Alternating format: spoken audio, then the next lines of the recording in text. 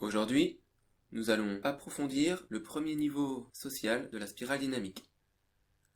Il s'agit du niveau d'existence violet, et on pourrait appeler ce niveau tribal fusionnel, ou tribal équitable, afin de différencier ce niveau de vie des niveaux tribal clan guerrier qui adopteront des codes du paradigme rouge que l'on verra dans une future vidéo.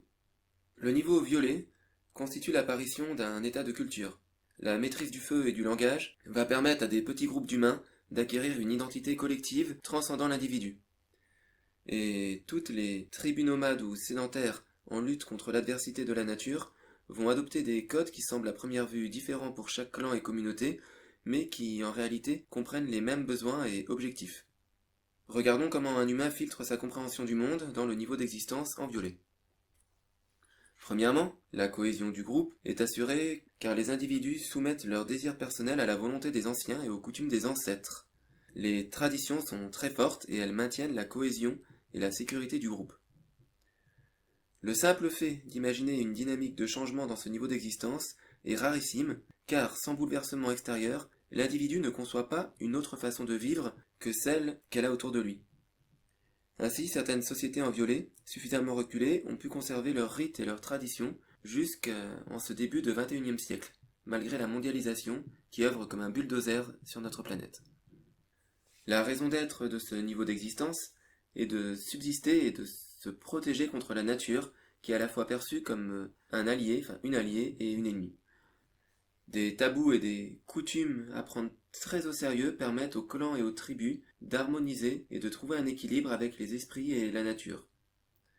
Les anciens font respecter les coutumes, mais c'est souvent le rôle d'un homme sage ou d'une femme sage au statut particulier qui est en relation privilégiée avec les esprits et la nature d'établir un pacte de paix avec les esprits, ce qui permet d'assurer la sécurité des membres du clan en échange de certaines actions symboliques à respecter. Ce sont ces individus que l'on nomme chamans dans le langage de notre XXIe siècle. Mais ne pas oublier que selon le clan ou la tribu, l'homme ou la femme sage a des spécificités, des savoirs et des obligations différentes et porte un terme différent. Mais le sens général de sa fonction reste très proche. Parfois il n'y a pas un chaman mais plusieurs, comme chez les Kogi avec les Mamo. Et je vous recommande le rendez-vous en terre inconnue avec Thomas Pesquet chez les Kogi, qui est riche d'enseignements et présente une vision positive du niveau d'existence violet. Mention spéciale au rite de passage à l'entrée du village, où les invités doivent se purifier avant d'entrer dans le village qui est un lieu consacré et protégé contre les esprits du monde extérieur perçus menaçants. En violet, l'humain a son individualité refoulée au profit de son appartenance à la famille et à ses ancêtres.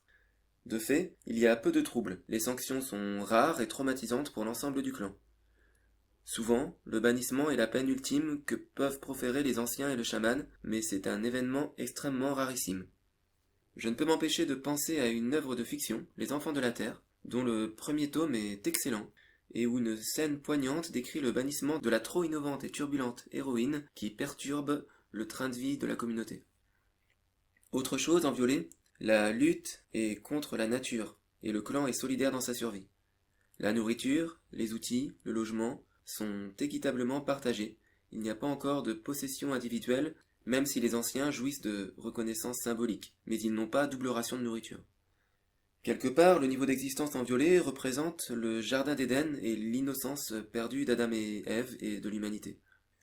Aujourd'hui, il y a de moins en moins de peuples primaires préservés dont le niveau d'existence est dominant en violet ou fortement en violet. Voici quelques exemples de tribus marquées par le même violet. Les Kogi, les Pygmées, les Bajau, les Mentawai, les Korowai, les Mashko-Piro, les Jorawa, le peuple Ayoreo, les Wayampi. Ici étaient quelques exemples de peuples où le paradigme violet est encore dominant. Je n'ai pas mentionné d'exemple qui mélange le paradigme violet, tribal fusionnel, avec les codes guerriers du paradigme rouge que l'on verra dans une autre vidéo. Lorsque le paradigme guerrier rouge se développe, la structure de la tribu devient plus hiérarchique et inégalitaire. C'est le cas de beaucoup de sociétés traditionnelles africaines qui combinent le paradigme violet tribal fusionnel et le paradigme rouge, le paradigme guerrier. Nous en reparlerons ultérieurement. Si vous devez communiquer avec des populations où le paradigme violet est encore très important, alors respectez les coutumes, adressez-vous aux anciens pour poser les bonnes questions. Ne faites rien qui puisse troubler les esprits et l'esprit des ancêtres.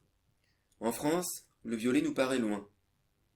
Chez l'enfant, il correspond à la période fusionnelle entre l'enfant et sa mère entre 0 et 3 ans, et s'achève avec l'arrivée de la crise du nom, qui marque l'individualisation.